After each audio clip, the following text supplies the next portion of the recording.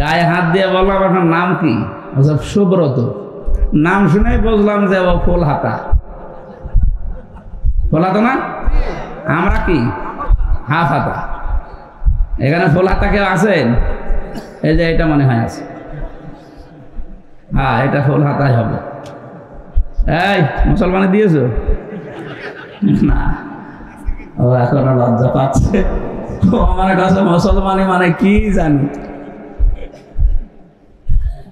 আমি জেলে যাওয়ার পরে যে কাশিমপুরে পেয়েছিলাম যারে, ওনার নাম দেবদুল্লাহ। উনি আসলেই মানুষ বলে উঠতো যে ফুল হাতা আসতেছে। ওই সময় বুঝলাম যে হাফ হাতা আর ফুল হাতা কি। আমরা মুসলমান যারা, আমরা কি হাফ হাতা, আর ওনারা। যদিও এটা বৈজ্ঞানিক ব্যাখ্যা আছে, বৈজ্ঞানিক ব্যাখ্যা এটা ইব্রাহিম নবীর সুন্নাহ।